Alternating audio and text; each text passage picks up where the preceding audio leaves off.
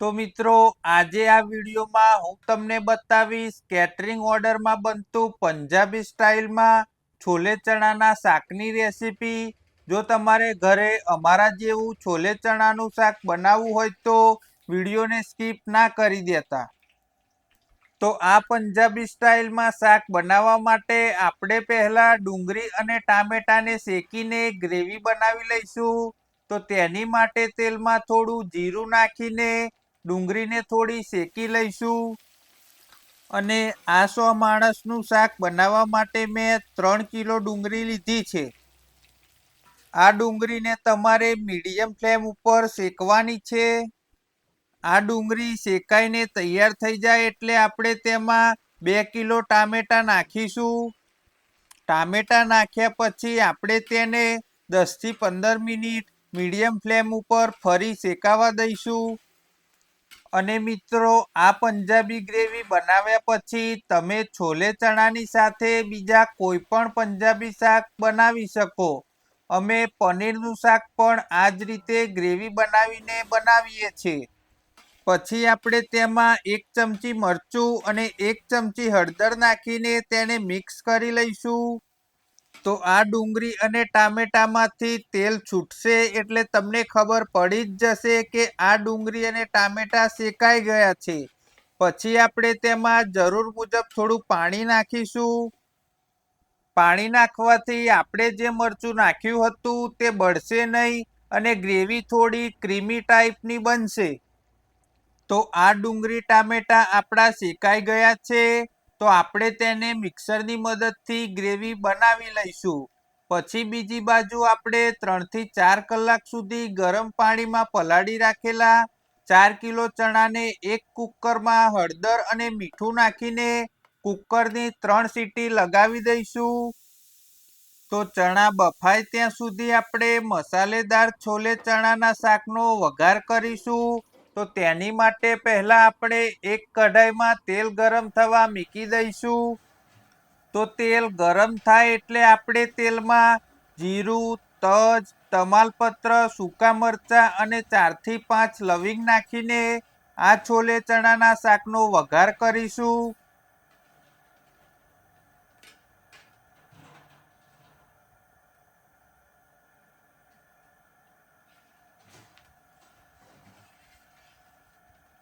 આ બધા મસાલા નાખ્યા પછી આપણે તેમાં 1 કિલો નાની ચોરસ કાપેલી ડુંગળીની કટકી નાખીશું। આ ડુંગળીની કટકી નાખ્યા પછી આપણે તેને 2 મિનિટ જેવી તેલમાં શેકી લઈશું।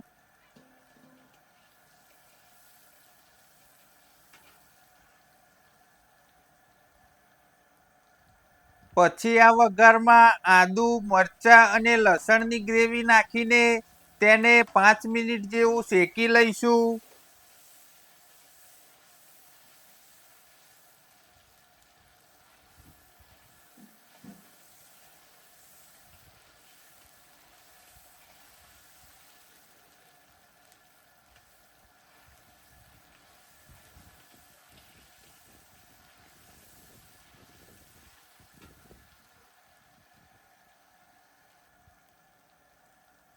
આ આદુ મરચાં અને લસણની ગ્રેવી શેકાઈ જાય એટલે આપણે તેમાં આપણે બનાવેલી ડુંગળી ટામેટાની પંજાબી ગ્રેવીને એડ કરી દઈશું। આ પંજાબી ગ્રેવીને વઘારમાં નાખ્યા પછી તમારે મીડિયમ ફ્લેમ ઉપર 15 થી 20 મિનિટ જેવું આ ગ્રેવીને શેકવાની છે। પછી આપણે આ ગ્રેવીમાં સ્વાદ અનુસાર મીઠું નાખીશું।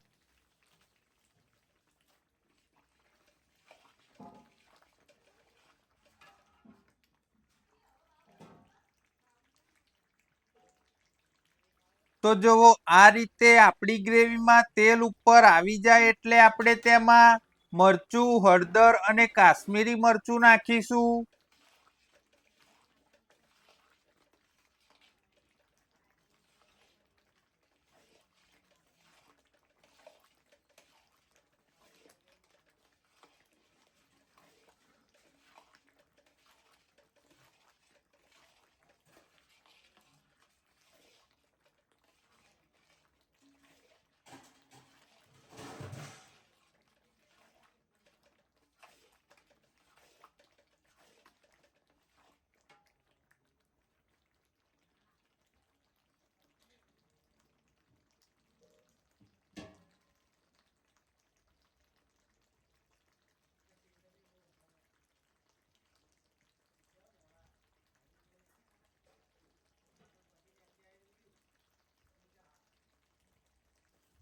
પછી આ ગ્રેવીમાં આપણે 200 ગ્રામ પ્યોર અમૂલનું બટર નાખીશું.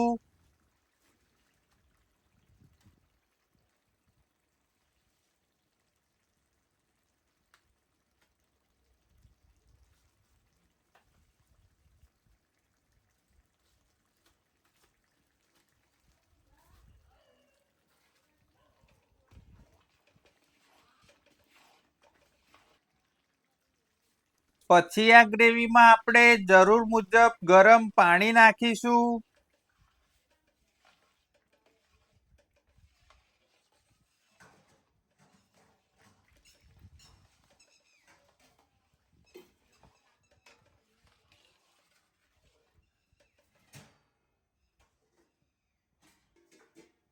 આ ગ્રેવી કમ્પ્લીટ શેકાઈને તેલ છોડે એટલે આપણે તેમાં મગજતરી અને કાજુની પેસ્ટ નાખીશું. આ ગ્રેવીમાં મેં 500 ગ્રામ મગજતરી અને 500 ગ્રામ કાજુની પેસ્ટ નાખી છે. પછી આ ગ્રેવીને આપણે થોડી વાર ફરી શેકાવા દઈશું.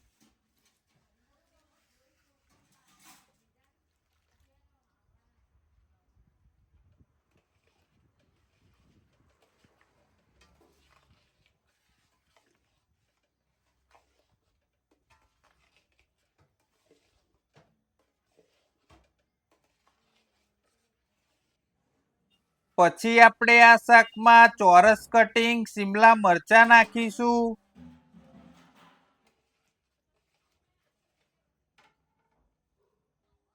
પછી આ ગ્રેવીમાં આપણે ગરમ મસાલા જેવા કે કિચન કિંગ મસાલો, ગરમ મસાલો, કસૂરી મેથી, પંજાબી છોલે મસાલો, ધાણા જીરું પાવડર અને થોડો બાદિયાનો પાવડર નાખીશું.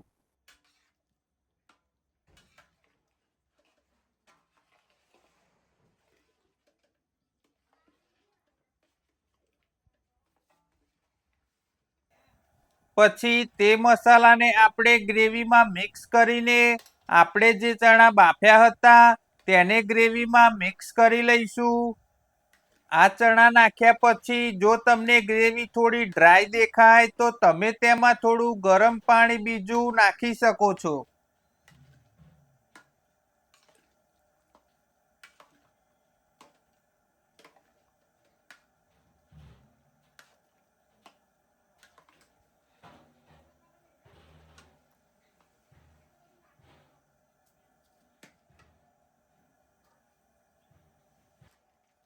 પછી આ શાકની શાન વધારવા માટે આપણે તેની ઉપર કાશ્મીરી મરચું નાખીને ગરમ તેલનો તડકો લગાવીશું. આ તેલનો તડકો લગાવ્યા પછી આ શાક આપણું હોટલ સ્ટાઇલ જેવું બની જશે. તો મિત્રો આ રેસીપી તમને પસંદ આવી હોય તો અમારા વિડીયોમાં લાઈક કરો, કોમેન્ટ કરો અને આ રેસીપીનો વિડીયો તમારા મિત્રોને શેર કરો.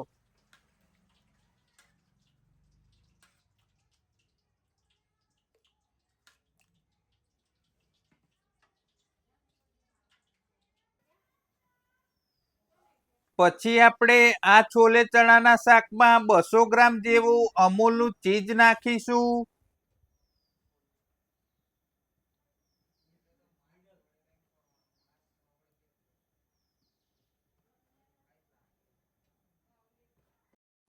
પછી આ મસાલેદાર છોલે ચણાના શાકની શાન વધારવા માટે આપણે તેમાં ફ્રેશ લીલા ધાણા નાખીશું. તો મિત્રો બીજા રેસીપીના વિડીયો જોવા માટે અમારી યુટ્યુબ ચેનલને સબસ્ક્રાઇબ કરી દેજો હો.